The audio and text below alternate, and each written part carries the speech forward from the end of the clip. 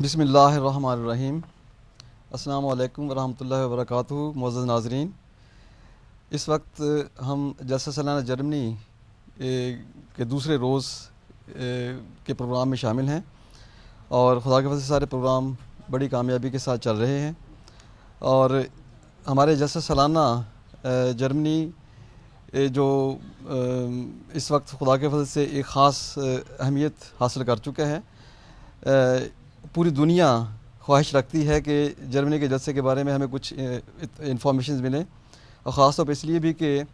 ہمارے بہت سے پاکستان سے دوست ہجرت کر کے یہاں جرمنی آئے ہوئے ہیں، ان کے والدین، ان کے بہت سے اعزاء اور اقرباء پاکستان میں ہیں جو جلسہ جرمنی کے بارے میں سننا اور دیکھنا پسند کریں گے، اور اسی غرض کے لیے ہم جلسہ کے مختلف پروگرام آپ کے اندر پیش کرتے ہیں، اور اس کے ساتھ ساتھ ہمارے جو معزز مہمانان مختلف ممالک سے تشریف لاتے ہیں ان کے انٹرویوز کے ذریعے سے آنکھوں دیکھا حال جو ہمارے مہمانان خود یہاں کے حالات دیکھتے ہیں اس کو بھی ہم پیش کرنے کی کوشش کرتے ہیں۔ اس وقت ہمارے معزز مہمان امام مسجد لندن مکرمۃ المجید راشد صاحب اس وقت ہمارے اسٹوڈیو میں موجود ہیں۔ السلام علیکم ورحمۃ اللہ وبرکاتہ۔ اس وقت میں خود بھی آپ کا وہ خطاب علم و عمل کے موضوع پر میں نے سنا ہے، اور میرے اپنا ذہنی طور پر یہ جائزہ ہے کہ گزشتہ سالوں کی نسبت ہمارے مقررین اور تقاریر کا معیار خدا کے فضل سے بہت ہی بلند ہو چکا ہے، اور خاص طور پر یہ بھی کہ حاضرین بڑی توجہ سے ساری تقاریر کو سنتے ہیں، تو اس لحاظ سے میں ایک تو اس بات کا اظہار کرنا چاہتا تھا کہ ماشاءاللہ آپ کی تقریر بہت عمدہ تھی، اور اس کی لذت ابھی تک قائم ہے اور انشاءاللہ بہت دیر تک قائم رہے گی۔ بہت ہی عمدہ واقعات، حضرت مولانا غلام سراجی کی صاحب کا واقعہ، حضرت مسلم کے واقعات، آپ کے صحابہ کے واقعات سے مزین آپ نے خطاب فرمایا، جزاکم اللہ احسن جزا۔ اس وقت ہم جلسہ سالانہ کے بارے میں بات کریں گے کہ آپ نے جلسہ جرمنی میں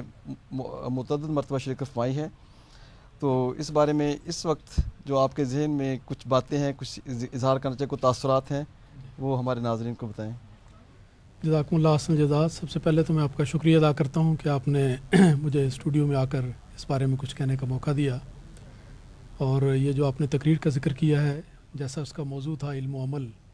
تو سب سے پہلے تو یہ دعا کی درخواست ہے کہ اللہ تعالیٰ خود مجھے بھی ان ساری باتوں پر عمل کرنے کی توفیق عطا فرمائے، اور باقی سننے والوں کو بھی۔ جہاں تک جرمنی کے جلسے کا تعلق ہے، حقیقت یہ ہے کہ ہر بار تقریباً ہر سال یہاں حاضر ہونے کا موقع ملتا ہے، اور جب بھی میں یہاں آتا ہوں تو ایک بڑی غیر معمولی خوشی اور مسرت ملتی ہے۔ کچھ شاید اس لیے کہ لندن کے جلسے کے بعد ہوتا ہے، وہاں پر انتظامی ذمہ داریاں ہوتی ہیں، تو انتظامی ذمہ داریوں کی وجہ سے انسان اس جلسے سے پوری طرح اس وقت استفادہ نہیں کر سکتا۔ اکثر ہوتا ہے کہ بعد میں پھر ٹیلی ویژن پر دوبارہ MTA پر تقاریر سنتے ہیں۔ یہاں ایک تو یہ کہ تقریریں سننے کا موقع ملتا ہے، اور جیسا آپ نے ابھی ذکر کیا کہ میں یہ محسوس کرتا ہوں اور آپ سے اتفاق کرتا ہوں کہ اللہ تعالیٰ کے فضل سے تقریروں کا معیار بہت عمدہ ہے، اور ایسی تقاریر اور ایسے انداز میں بیان ہوتی ہیں کہ روح میں ایک بالیدگی پیدا ہوتی ہے، اور نیکی کا رجحان بڑھتا ہے، علم میں اضافہ ہوتا ہے، اور بہت ہی لطف آتا ہے۔ صرف سننے کی حد تک نہیں، بلکہ اس کیفیت کے لحاظ سے جو انسان کے دل میں پیدا ہوتی ہے، اللہ تعالیٰ کے فضل سے یہاں کا ماحول بہت ہی اچھا ہے، اور اس لحاظ سے جرمنی کی جماعت مبارکباد کی مستحق ہے کہ بہت اچھے رنگ میں یہ جلسہ ہو رہا ہے۔ اللہ تعالیٰ کرے آخر تک یہ کیفیت اس سے بھی آگے بڑھتی چلی جائے، اور انشاءاللہ بڑھے گی۔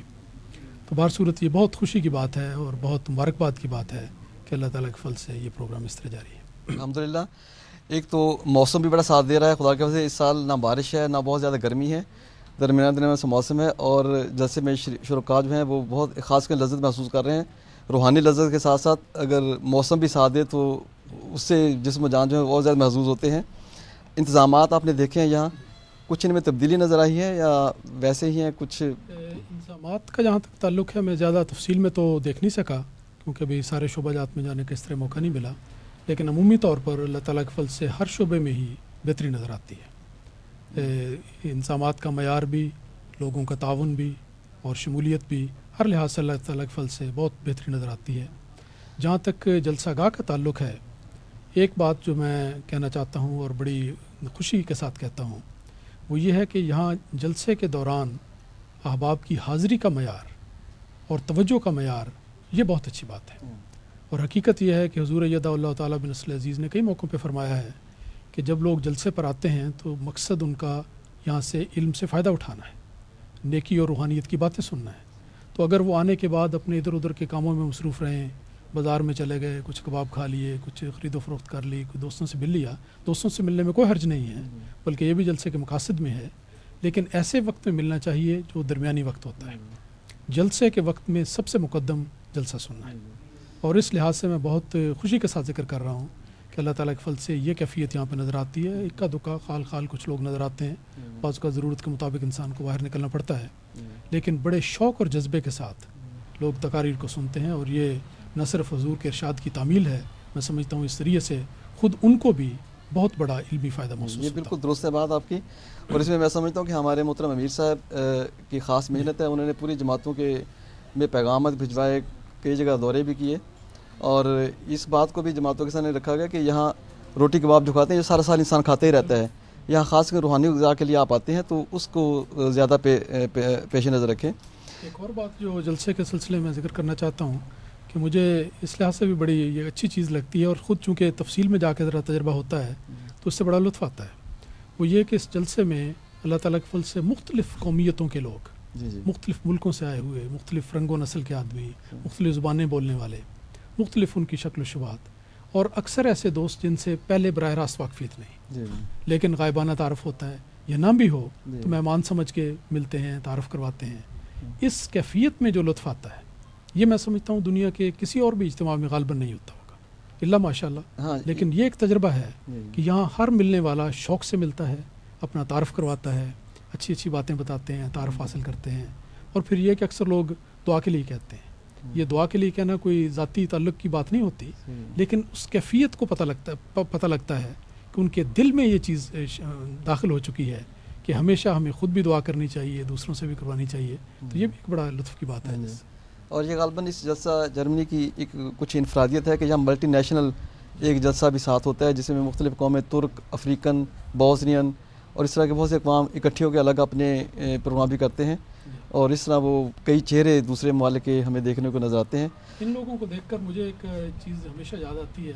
کہ حضرت مسیح موعود علیہ الصلوۃ والسلام نے لکھا ہے اس جلسے کے ضمن میں ہی کہ اللہ تعالیٰ نے ایسی قومیں تیار کی ہیں جو انشاءاللہ اس میں آ کر شامل ہو جائیں گی. اور یہ بھی فرمایا کہ ہر قوم اس چشمے سے پانی پیے گی. تو اللہ تعالیٰ کے فضل سے جلسہ سالانہ تو ایک چشمہ صافی ہے، اللہ تعالیٰ کے ہاتھ سے قائم کیا ہوا ہے. کیونکہ حضرت مسیح موعود علیہ الصلوۃ والسلام نے 1891 میں جب اس کی ابتدا کی تو یہی فرمایا کہ اللہ تعالیٰ کے حکم سے میں اس کا آغاز کرتا ہوں. تو یہ چشمہ تو اللہ تعالیٰ کے حکم سے جاری ہے. اور آج جس وقت ہم افریقن لوگوں کو، بوسنین کو، البینینز کو، باقی بے شمار رنگ و نسل کے لوگ ہیں، ان سب کو اس ایک جلسے میں شامل دیکھتے ہیں تو یہ حضرت مسیح موعود علیہ السلام کی بات پوری ہماری آنکھوں کے سامنے آ جاتی ہے کہ کس طرح 100 سال پہلے کوئی توقع بھی نہیں کر سکتا، اندازہ نہیں کر سکتا، کوئی اندازہ نہیں لگایا جا سکتا کہ کیا ہوگا کیا نہیں ہوگا، لیکن آپ نے الہاماً یہ خبر دی کہ اس چشمے سے یہ سب لوگ پانی پئیں گے، اور اللہ تعالیٰ کے فضل سے پی رہے ہیں. اور اس لحاظ سے ہمارے جو غیار ہیں یا دوسرے جو ابھی احمدی نہیں ہیں ان کے لیے ایک حضرت مسیح السلام کی صداقت کا بہت ہی بڑا ثبوت ہے. جیسا صلی اللہ خود اپنی ذات میں ایک بہت بڑا ثبوت ہے حضرت مسیح السلام کی صداقت کا. اس لحاظ سے بھی یہ ثبوت ہے کہ نہ صرف صداقت کا بلکہ احمدیت کی جو روز افزوں ترقی ہے ہر سال اللہ تعالیٰ کے فضل سے ہر جگہ پہ قدم آگے بڑھتا ہے. یہ ایک ایسی چیز ہے جو میں سمجھتا ہوں کہ اگر ذرا بھی کسی کو عقل اللہ تعالیٰ نے عقل عطا کی ہو تو اس میں بے شمار نصیحت کے سامان پا سکتا ہے. ہر جگہ پہ کسی ایک ملک کے جلسے کو لے لیں، میں آپ کو یقین سے کہہ سکتا ہوں کہ ہر سال وہ جلسہ پہلے جلسوں سے بہتر ہوتا ہے اور قدم آگے سے آگے اڑتا ہے. یہ ایک جرمنی کا، انگلستان کا یا امریکہ کا یا کینیڈا کی بات نہیں، ہر ملک میں جہاں پہ بھی جلسے ہوتے ہیں، اور سینکڑوں ممالک ہیں جہاں پہ جلسے ہوتے ہیں، ہر جگہ پہ ہر جلسہ پچھلے سال سے آگے بڑھتا ہے. تو یہ جو روز افزوں ترقی ہے، روز پر روز آگے سے آگے بڑھتے چلے جانا ہے، یہ اللہ تعالیٰ کی تائید کے بغیر نہیں ہو سکتا. تو اس لحاظ سے اللہ تعالیٰ کے فضل سے جماعت احمدیہ کا یہ جلسہ احمدیت کی صداقت کا نشان بھی ہے اور احمدیت کی ترقی کا ثبوت بھی ہے. خدا تعالیٰ کی تائید و نصرت ہم وقت جو ہمارے شامل ہیں اس کا احسان کیسے ہو سکتا ہے؟ ناممکن ہے. آپ نے جلسہ سالانہ کے موضوع پر ایک نہایت عمدہ کتابچہ لکھا ہے، کچھ اس بارے میں بھی آپ کہیں کہ لگتا ہے کہ آپ جلسہ سالانہ کے بارے میں آپ نے کوشش کی ہے کہ دوستوں کو اس بات کی طرف متوجہ کیا جائے کہ جلسہ سالانہ ایک عام میلہ وغیرہ نہیں ہے بلکہ خاص روحانی ہمارا اجتماع ہے، اور اسی غرض کے لیے آپ نے یہ بہت ہی عمدہ کتاب لکھی ہے. یہ دراصل اس طرح ہوا کہ جلسے سے کچھ عرصہ پہلے یہ خیال آیا کہ حضرت مسیح موعود علیہ الصلوۃ والسلام کے ارشادات اور حضور ایدہ اللہ تعالیٰ بن نصر عزیز کی جو ہدایات ہیں مختلف جگہوں پہ پھیلی ہوئی ہیں، مختلف اوقات میں دی گئی ہیں، ان سب کو کسی جگہ اکٹھا کر دیا جائے. کیونکہ یہ خواہش پیدا ہوتی تھی کہ کوئی ایسی کتاب ہو جس ایک کتاب کو اٹھا لیا جائے اور اس میں یہ بنیادی چیزیں اکٹھی مل جائیں. کچھ جماعت کی جلسے کی تاریخ ہو، کچھ قوائف ہوں. تو اللہ تعالیٰ کے فضل سے یہ توفیق ملی کہ برطانیہ کے جلسے سے جو 1 مہینہ پہلے ہوا اس موقع پر یہ کتاب شائع کی گئی اور اللہ تعالیٰ کے فضل سے پسند کی گئی ہے. اس میں حضرت مسیح موعود علیہ الصلوۃ والسلام کے ارشادات جلسے کے بارے میں، حضرت امیر المومنین ایدہ اللہ تعالیٰ بن نصر عزیز کی ارشادات اور ہدایات، پھر جلسے کے قوائف اور تاریخ اور ان ممالک کے نام جن میں یہ جلسے منعقد ہوتے ہیں، اور اس سلسلے میں جو بنیادی ضروری معلومات تھی وہ اللہ تعالیٰ کے فضل سے اکٹھی کر دی گئی. بہت ہی عمدہ ایک مجموعہ ہے. میں خود سب سے پہلے یہ اس کتاب کو اپنے گھر کے لیے رکھوں گا، کیونکہ کئی دفعہ جلسہ سالانہ کے بارے میں کوئی مضمون تیار کرنا تو بہت سے اخباریں دیکھنی پڑتی تھیں اور ادھر سے حوالے. تو خیال ہے کہ اس میں ابھی کچھ اور حصے ہیں جو اضافہ کرنے والے ہیں، مثلاً حضرت خلیفہ اول رضی اللہ تعالیٰ عنہ، حضرت خلیفہ ثانی رضی اللہ تعالیٰ عنہ، حضرت خلیفۃ المسیح ثالث رحمہ اللہ تعالیٰ، ان سب کے ارشادات کو بھی اکٹھا کیا جائے گا. پھر مختلف ممالک میں جو جلسے ہوتے ہیں، 100 کے قریب ملک ہیں، ان سب ملکوں کے جلسوں کی تھوڑی سی کیفیت، کچھ تصاویر وغیرہ اس میں شامل کی جائیں. تو انشاءاللہ خیال ہے اللہ تعالیٰ توفیق دے تو آئندہ سال اس کو زیادہ بڑے پیمانے پہ زیادہ جامع رنگ میں کتاب بنانے کی تو میں سمجھتا ہوں جلسہ سالانہ کی یہ بھی ایک بہت ہی عمدہ برکت ہے کہ اس موقع پر نئی نئی کتابیں جو جماعت شائع کرتی ہے ان سے تعارف ہوتا ہے اور دوست جو ہیں وہ ان کتابوں کو خریدتے ہیں. اور مجھے یاد ہے پرانے جلسوں میں پاکستان میں جب ہوتے تھے وہ ہمارے والد صاحب ہر سال تاریخ احمدیت اور براہین احمدیہ کے جو روحانی خزائن کے جو نئی جلسے شائع ہوتی تھی وہ ہر سال لے کے آتے تھے. تو ہمارے لیے وہ ایک بہت ہی ایک نئی چیز ہوتی تھی، اگرچہ ہمیں سمجھ نہیں آتی کتابوں میں کیا ہے، لیکن کتابوں کو گھر میں آنا خود ایک توجہ پیدا کرتا ہے کہ یہ کتابیں جو ہیں ان کو پڑھنا بھی ہے. تو اس جو ہمارا جو اس وقت گفتگو ہے اس کو میں اس وقت آپ کا ایک شکریہ کرتا ہوں، لیکن میں چاہتا ہوں کہ آپ جلسہ سالانہ سے متعلق یا عمومی طور پر کوئی جماعت کے لیے پیغام دینا چاہتے ہیں. آپ نے ہماری جماعت کو دیکھا ہے اور کوئی بات خاص طور پر توجہ دلانا چاہتے ہیں؟ پیغام دینے کی تو میری حیثیت نہیں ہے، لیکن میں بس صرف جلسہ کے شرکاء سے اور اپنے آپ کو اس میں شامل کرتے ہوئے یہ کہنا چاہتا ہوں کہ ہم جلسے میں جب آتے ہیں تو یہ کوئی جیسا مسیح موعود علیہ الصلوۃ والسلام نے لکھا کہ یہ دنیا کی میلوں میں سے کوئی میلہ نہیں اور تماشوں میں سے کوئی تماشا نہیں. یہ ایک روحانی اجتماع ہے اور اللہ کی رضا کی خاطر علم و معرفت کی باتیں سننے کے لیے، اپنی روحوں کو تازہ کرنے کے لیے، ایمانوں کو تازہ کرنے کے لیے ایک بابرکت روحانی اجتماع ہے. اس سے زیادہ اس کی کوئی حیثیت نہیں. تو اس مقصد کو ہمیشہ مد نظر رکھنا چاہیے، اور اس مقصد کے لیے اگر حضرت مسیح موعود علیہ الصلوۃ والسلام کے ارشادات جو آپ نے جلسے کے بارے میں فرمائے، اگر جلسے کے شرکاء یہ اہتمام کر لیں کہ جلسے پر آنے سے پہلے ایک دفعہ ان ارشادات کو پڑھ لیں، پھر انہیں یاد رہے گا کہ ہم کس مقصد کے لیے جلسے پہ جا رہے ہیں اور وہاں جا کر ہم نے کیا کرنا ہے، اور پھر جلسے میں شامل ہوتے ہوئے وہ ان سارے ارشادات کو مد نظر رکھیں. تو میں یقین دلاتا ہوں سب کو کہ انشاءاللہ یہ جلسہ ان کے لیے ایک نئی روحانی پیدائش کا دن بن جائے گا، کیونکہ بے شمار اللہ تعالیٰ کے نشانات اس میں ظاہر ہوتے ہیں. پھر دعاؤں کا موقع ملتا ہے، لوگوں سے ملنے کا موقع ملتا ہے، علم بڑھتا ہے، روحانیت بڑھتی ہے، دعاؤں کی کیفیت بڑھتی ہے، انسان دوسروں کو دیکھ کر سیکھتا ہے اور دوسروں کے لیے فائدہ مند ثابت ہوتا ہے. ہر لحاظ سے بے شمار فوائد ہیں جو اللہ تعالیٰ نے اس جلسے میں رکھے. تو جلسے کے مقاصد کو مد نظر رکھنا تاکہ ہمارا یہاں آنا صرف ایک دنیاوی سفر نہ ہو بلکہ خدا کی خاطر سفر ہو. اور حضرت مسیح موعود علیہ الصلوۃ والسلام نے تو لکھا ہے، مجھے وہ دعا بڑی پیاری لگتی ہے کہ جو لوگ جلسے میں آتے ہیں اور سچی نیت کے ساتھ آتے ہیں، اللہ تعالیٰ اس سفر کا ایک ایک قدم ان کو مبارک کرے اور ایک ایک قدم کا ثواب ان کو دے. یہ اسی صورت میں ہو سکتا ہے کہ ہم جلسے کے مقاصد کو مد نظر رکھیں. تو یہ میرا مختصر پیغام نہیں، میری گزارش ہے، میری عرض ہے اور میری درخواست ہے کہ ہم سب کو ہمیشہ جلسے کی غرض و غایت کو اچھی طرح مد نظر رکھنا چاہیے اور اس کو مد نظر رکھتے ہوئے جلسے کے دن گزارنے چاہیے. جزاکم اللہ احسن جزا. اور نہ صرف ان دنوں میں بلکہ سارا سال جلسہ سالانہ سے جو سیکھا ہے اس پر عمل کرنے کی کوشش کرنی چاہیے. اور اسی موضوع پر ہی علم و عمل پر خطاب ہم نے آپ کا سنا ہے. ہم شکریہ ادا کرتے ہیں محترم مولانا عطا المجید راشد صاحب کا.